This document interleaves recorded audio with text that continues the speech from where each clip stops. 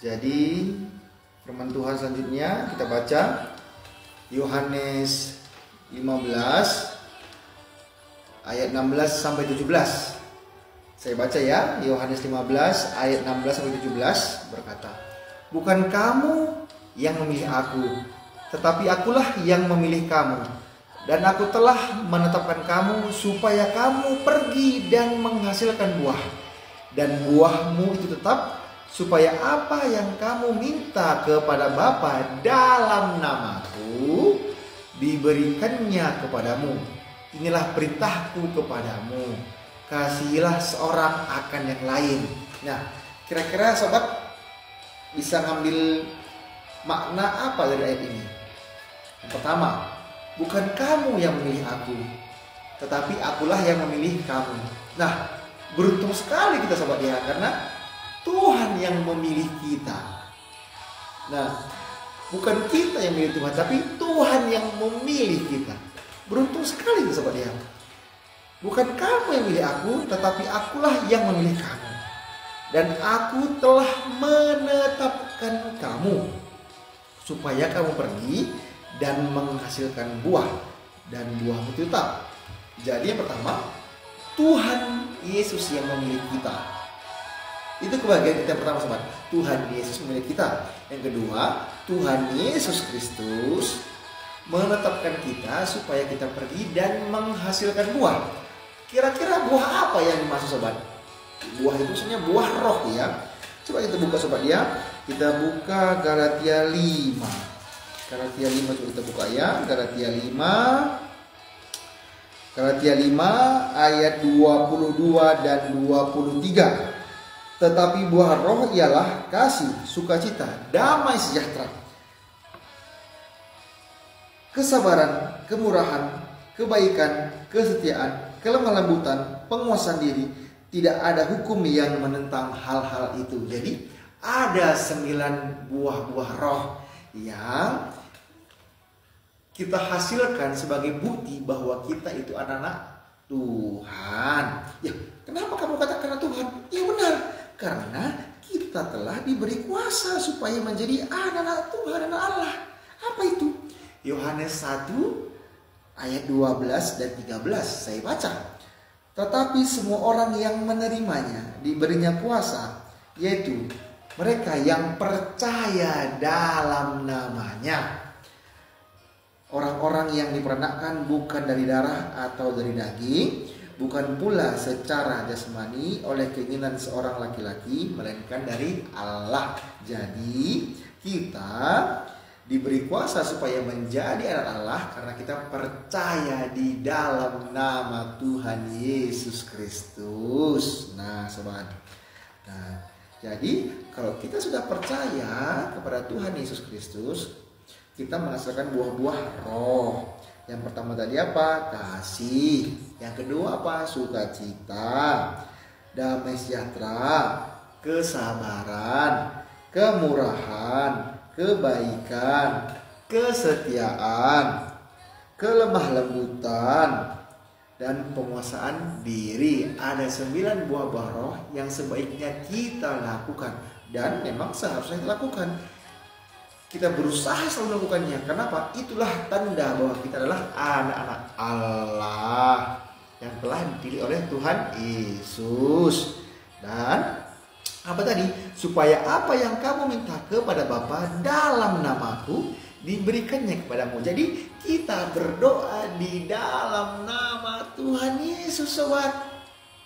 Jadi kita sebagai orang yang percaya kepada Tuhan Yesus Kristus, kita berdoa di dalam nama Tuhan Yesus Kristus. Apa ya dukungannya? Apa ya pendukungnya? Kita buka Yohanes 14 ya. Yohanes 14 ayat 14. Jika kamu meminta sesuatu kepadaku dalam namaku, aku akan melakukannya. Jadi kita sebagai orang yang percaya kepada Tuhan Yesus Kristus berdoa di dalam nama Tuhan Yesus Kristus. Apalagi dukungannya, pendukungnya? Kita baca Yohanes 15 ayat 7 dan 8. Jikalau kamu kamu tinggal dalam aku dan firmanku tinggal di dalam kamu, mintalah apa saja yang kamu kehendaki dan kamu akan menerimanya. Dalam hal inilah Bapakku dipermuliakan, yaitu jika kamu berbuah banyak, dan dengan demikian kamu adalah murid-muridku. Itulah tandanya kalau kita percaya dan menerima Tuhan Yesus Kristus sebagai Tuhan dan Juru Selamat kita. Yang pertama tadi, kita diberi kuasa supaya menjadi anak Allah. Yohanes 1 ayat 1 dan 1 ayat 12 dan 13. Yang kedua, tadi kita berdoa di dalam nama Tuhan Yesus Kristus. Yang ketiga, kita menghasilkan buah-buah kebaikan, buah-buah roh. Nah, Galatia 5 tadi ya, ayat 22 sampai 23. Apa itu? Tetapi buah-buah roh ialah kasih, sukacita, damai sejahtera, kesabaran, kemurahan, kebaikan, kesetiaan, kelembutan, penguasaan diri. Ada 9 buah roh yang kita lakukan, sobat ya. Nah, jadi apalagi yang kita pelajari tadi? Inilah perintahku kepadamu, kasihilah seorang akan yang lain. Nah, ini yang paling repot, yang paling payah dilakukan, sobat. Kasihilah seorang akan yang lain.